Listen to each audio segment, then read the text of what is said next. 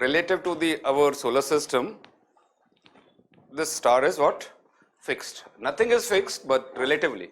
Pole star or called Dhruv Tara.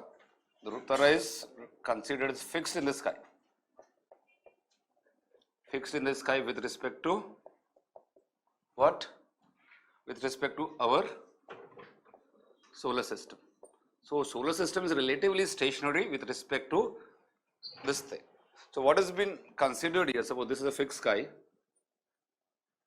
and this is our Earth. Okay, now, so axis of rotation, this is an axis of rotation or called geographic axis. Touching in the northern part become North Pole, and south become what? South Pole. And this point, North Pole, is projected towards a fixed point in the sky. That star is what? Pole star. So now you have two things specified. One is which is pointing towards the Dhruv Tara become north, and which is opposite become what? South. And for the east and west, what has been taken? Another line is been considered here. That is what actually longitude is considered. That is called prime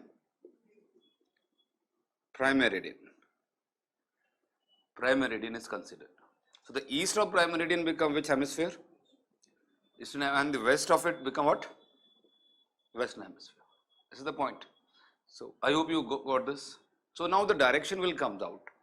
So cardinal map reference in the sky is taken as a pole star, and that we got north, south. For east and west, what is the prime reference? Prime meridian is the reference, and this longitude passes through what?